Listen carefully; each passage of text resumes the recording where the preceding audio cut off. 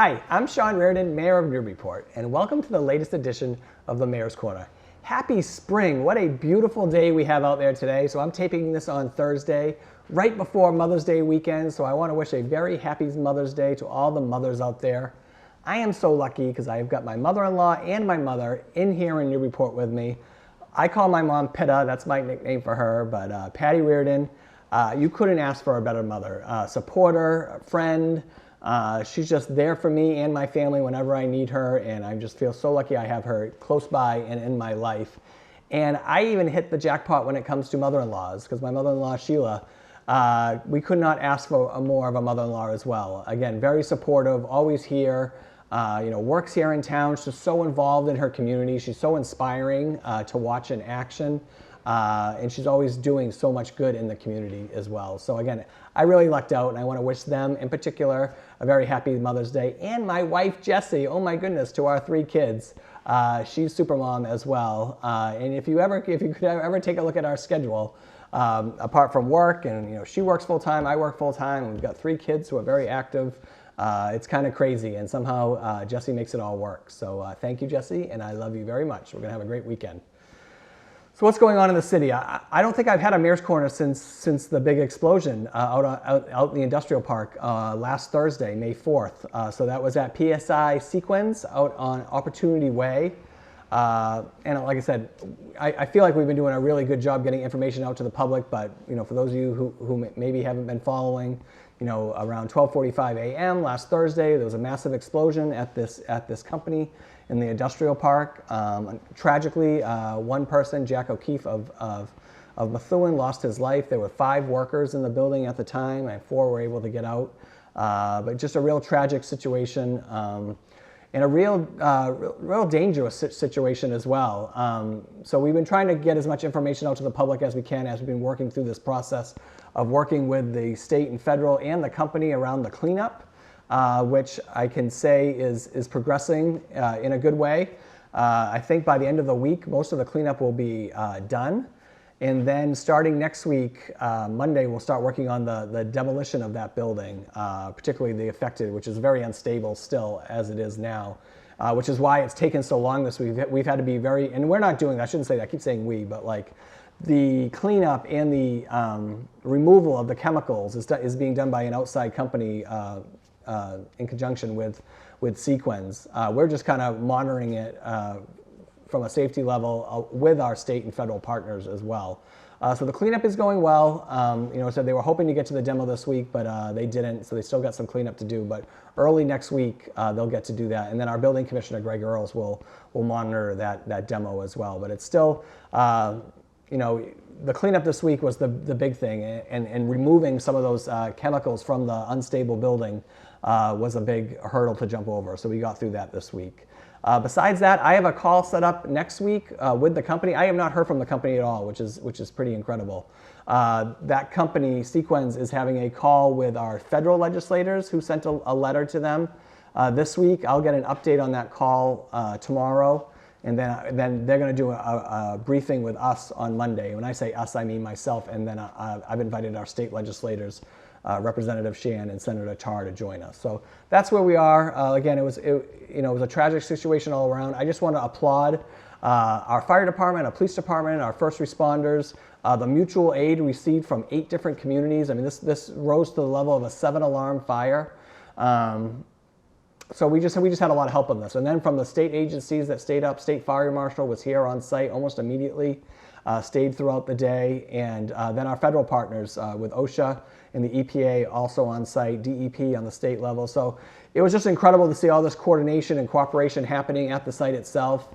And then I also got to see our personnel in action. And one of those that was leading the scene is Acting Chief Stephen Bradbury, or should I say now Fire Chief Steve Bradbury. We're going to drop the acting. I've officially appointed Steve Bradbury as the next fire chief for Newburyport. So I've submitted that to City Council, and he will come up in the public safety meeting probably next week. And then by the second City Council meeting this month in May, his appointment will be up. And I hope I get 100% support from the City Council, because I could not have picked a better person to lead this next chapter in the fire department than Steve Bradbury. He got on the call of the fire department in 1993, which was my senior year in high school, celebrating my 30th anniversary reunion this year.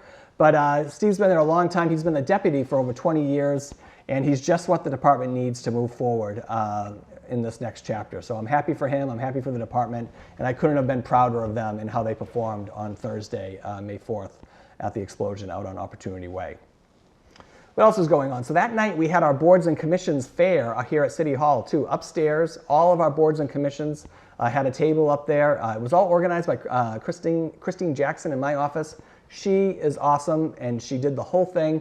It was a huge success. We had over 150 people here to check out the boards and commissions, which is great. And we've already started receiving resumes and letters of interest for people who just want us to have them on their radar in case something opens up. But it was just a huge success. We're going to do it every year. And I just wanted to thank Christine for all her hard work putting that together. So the Pride Parade, the first Pride Parade under my administration, is going to happen on June 3rd. That was officially approved by the City Council, which is great. So stay tuned for more information about that. So the Pride Parade is part of Pride Month, right? June here in the city. And there'll be a lot of different Pride events going on, but the parade itself is going to be the only city-led event. And then that day, June 3rd, apart from like Spring Fest going on downtown, there'll also be other Pride events going on as well. So I'm excited. We have a really great Pride board right now, which is an offshoot of the Diversity, Equity, and Inclusion Alliance. So I'm really happy we've got this great group of volunteers who are doing all this planning. We're going to make sure this parade is safe, so we're going to work closely with our fire and police personnel to make a safe parade that day. But I'm really excited to take a part in that. And I just wanted to give everyone a heads up. So that's going to be happening June 3rd, and we'll be sending out some more information as we get closer to that date. So what else is going on? There's some things going on this weekend that I just want to let you know about. I think last week I mentioned the Pentangale House this month is doing a food and hygiene drive. So we'll show the flyer again for that. But these are lots of things that you have around the house or easy things to pick up for people. They're doing these pickup locations all over the city. I believe one of the locations is Minuteman Press. And like I said, I'm still going to try to maybe do a pickup location here, but I've got to reach out to them to do that. But I'd love for you to all support them this month. It's a great cause. Also this weekend, we have a plant sale going on. This is going to take place at the Custom House Maritime Museum at the back lawn on Saturday from 9 a.m. to 1. And it's the Newburyport Horticultural Society that's sponsoring this. So again, we finally got the good weather here. This is the time to go out, get your plants. If you get a plant for your mom for Mother's Day, head on down there and support that great group. But I'm certainly going to be trying to stop by there on Saturday and get some plants for Mother's Day. What else is going on? So Monday, we have a police memorial going on here at Brown Square. It's at 8:30 in the morning, and it's in honor of National Police Officer Day. Okay, so we're going to do a nice little ceremony out there. So if you're around, you want to stop by Brown Square, 8:30, come on down. It's going to be a great little service that we're going to do. And then finally, Monday night, besides me having a school committee meeting, there's also a performance going on at the firehouse, and it's Terrorism, the Children of the Holocaust. I've seen this play a couple different times. I mean, growing up, you always saw it in the schools, and then I think I've gone at least one or two other times since then, in my 30 years or whatever. But it is a wonderful play. It's by Anna Smolowitz. I mean, she's actually taken this play and performed it like at Auschwitz, which I just saw her the other day, and they're going to take that trip again and perform it for the anniversary at Auschwitz. But it's just an incredibly moving play. I encourage everyone to see it if you haven't before, and that's happening Monday at 7 p.m. at the Firehouse. And that's my Mayor's Corner this week. I feel like I zipped through a lot of things really quickly. Maybe I missed things. I don't know. Oh, and finally, I'll leave you with this. It is officially budget season here in Newburyport, okay? And what I mean by that is I have submitted my budget to the council. They all picked up these books Monday night, and the first budget hearing is tonight, and they start with the mayor's office, so I'll be the first one to go. And we're gonna go department by department and to talk about the budget itself. I'm proposing a 4.5% increase this year, which is, I feel, pretty modest. And I think the things that we're trying to invest in, like IT and planning and our DPS, water infrastructure, those are all things that we need to make good investments in, along with our schools, which also I've included their budget that we receive from the school committee. So we're doing a lot of good things in this budget. And so the process is now is the city council will hear these each department will have to go in front of the city council and talk about their budget. And most of these fall on Tuesdays and Thursdays, and they're public meetings, so if you want to come or if you want to check them out online, you certainly can do that. Tonight they start, I believe, at 6 o'clock. And like I said, Tuesdays and Thursdays pretty much for the rest of this month, and then we go into June. And then by the end of June, I think it's June 20th, by the end of the month, they have to pass a budget. And it's important to note that the city council can't add things to the budget. All they can do is cut.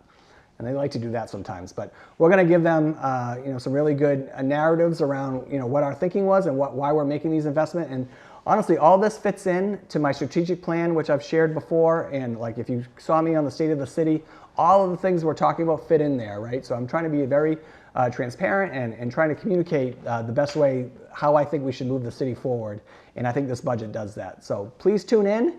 I'm looking forward to it, and just enjoy this weekend. Enjoy Mother's Day weekend again. It's going to be beautiful, and I will see you next time on the Mayor's Corner.